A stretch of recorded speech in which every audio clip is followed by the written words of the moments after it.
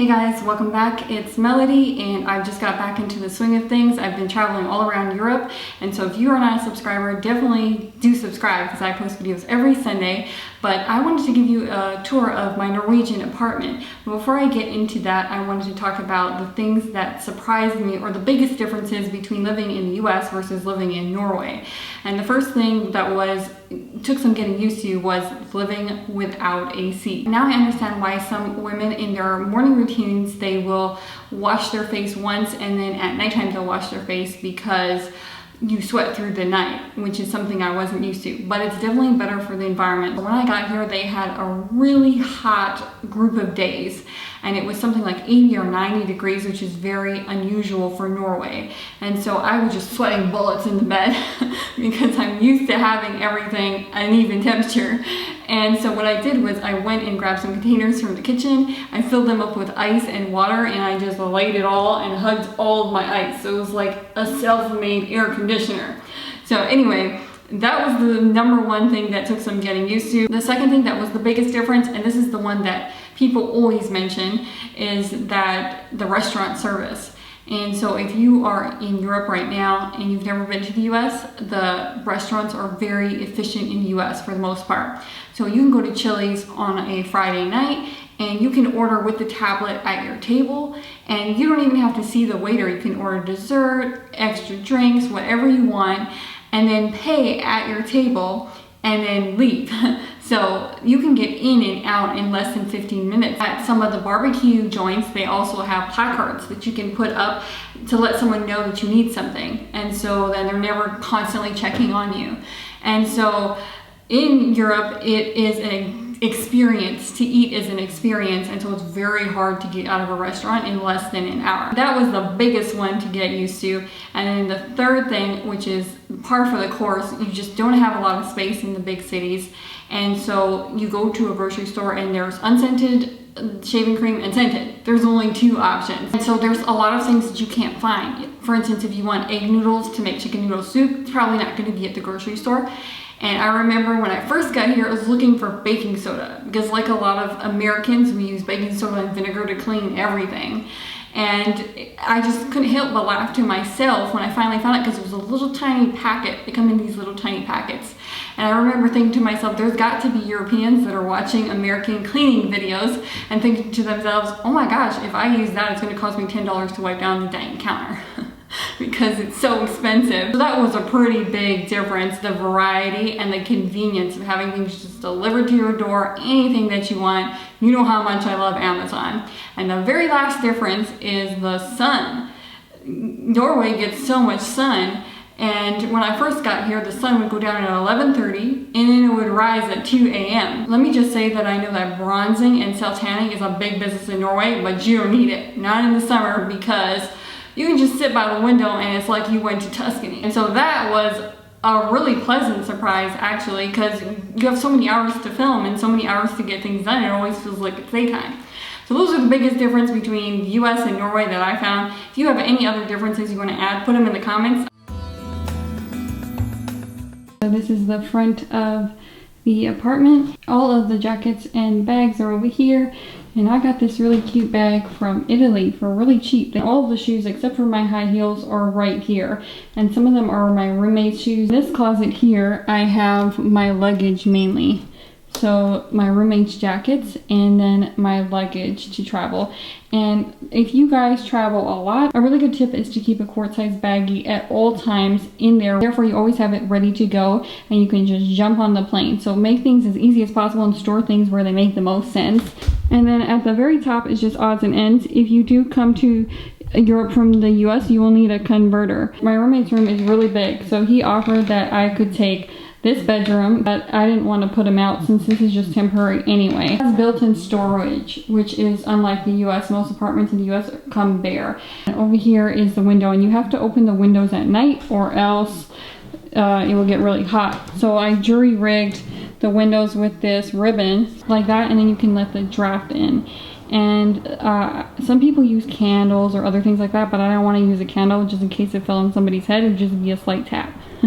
So here's the dryer racks, the vacuum, and just some odds and ends and things like that in the closet. So this room is really big. Here's an overview. The closet is that way, and then the whole room with the window open.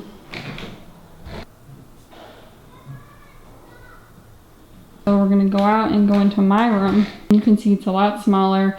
I just push up the mattress against the wall when I need to work, and thankfully I haven't been working a lot because I've been traveling, and I have a window so I can let the draft in. And this is my workstation where all of the magic happens, and I just have this chair with a pillow on it. There's nothing that looks visually more messy than a bunch of cords, and so that cord box is a lifesaver. And I brought my scanner, and then this is like my little nightstand, so I can reach my things that I need easy access to. And then I have a crock pot box as my laptop box, which is kind of funny because I could not live without a crock pot. And here I have my jewelry, and there you can see my pillowcase. Now you know why I got all my pills into a pillowcase like that, so I can easily travel with them. And then all my paper and my pencils. So this is pretty extreme for me because every single thing that I own is in this room. Some people really prefer this level of minimalism. I like more of the domesticated type. To me, this kind of minimalism is like I lost all my money at the casino version of minimalism. The good thing about it is that it teaches you what is necessary to live with, because there's a ton of things that you realize that don't add any value to your life at all. In the bedroom, this is enough stuff, but I definitely needed more things in the living room. Shirts, some backup things over here, odds and ends. All my underwear, bathing suits, etc. All of my dresses. Laundry, so I just put it all in one drawer like that and pull it all out when I need to do laundry. And then mostly electronics are down there. And here I have winter clothes and my high heels, home dresses, high heels, and all of my backup products that I brought that I didn't think I might be able to find in Europe. And my favorite Columbia jacket you guys saw in the other video. I have two other things hanging there. And then up here is just bottoms, like shorts and pants. So that's everything that I own, and it's not that bad. I mean, I have more clothes than I've ever had in the past 5 years. So coming out into the hallway, you can see Rudy's room is right there, the bathroom is here, and the doorway is over here. But we're gonna go into the bathroom, and let me just tell you, look at these doors, man. They are really old-fashioned, so if you've got some kids that are always sneaking outside the house, install these bad boys, because ain't nobody getting out of the house without waking everybody. They're really loud. And also the floors squeak. So it's a great teenage mechanism if your teens are always sneaking out of the house. And you have the toilet. Here I have a waffle weave towel, and it's organic. Can you believe it? You can't find everything in Norway, but sometimes you just find some really great stuff. And these things are cool. Not as convenient as having a towel rack for each towel, but you've got to conserve space when the bathroom is this small. Some things I don't use regularly, like an electric bikini trimmer, wipes, peppermint oil, and then face towels, and my favorite microfiber towels I've talked about. I love them so much I had to take them to Europe. This tub is really deep compared to US tubs. And then just my essentials. I do miss having the dispensers that I had in the US, but thankfully I don't have a lot of products, so it's not too big of a deal. If I were staying in Norway longer, I'd get a soap dispenser to mount onto the wall with some Velcro strips. That way it wouldn't be taking any of the precious counter space.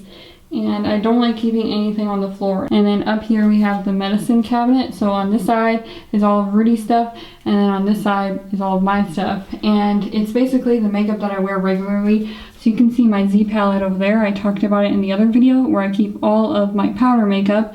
And then my lip palette is on top of it. And then I just keep the stuff that I use all the time. And I just bought this for about $1. I really like the functionality of the medicine cabinet. I like how there's like two separate ones. And so Rudy's has really guy stuff in it.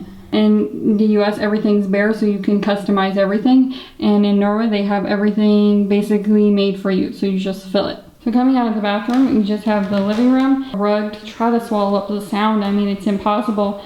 That you need a lot more heavy things to swallow up the sound. So you need some wall hangings, that are fabric so that everything isn't bouncing off the walls. And I lit some candles here for you guys. For me, this is a little too bare. I prefer having a television.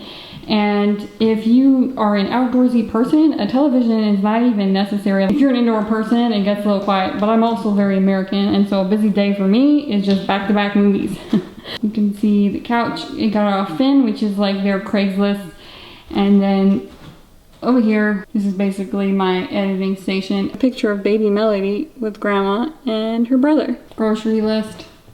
And there's my backups for all of my YouTube videos so that I can edit. And so here's the kitchen, which is adjacent to the living room, and I really like that kind of open floor plan so that when you're cooking, you're not all alone because other people are in the living room usually. Here I'm using the outdoor chair because the indoor chair I have to use for my office.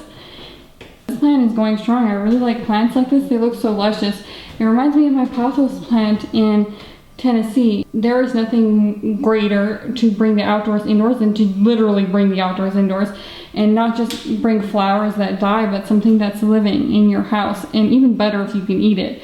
But I just love plants. Plants and candles and blankets, they really add to the ambiance. This table is really great because you can fold it down if you want to. I just like having a big space because there's not a lot of counter space, so I like having it open so that I can put stuff on it as I'm making dishes. There's some vinegar over there. None of this stuff is mine except for the chef knife. And let me just say, if you guys are using IKEA bowls and plates, look up Corelle because these have got to be the worst design of all time.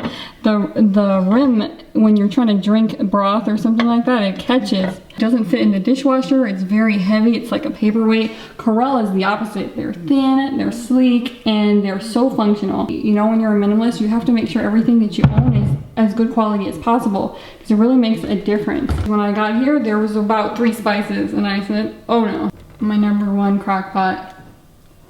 Olive oil and cutting boards. I put the brush in here along with the towel so it's not stored out on the sink, but you can also store it on the sink obviously.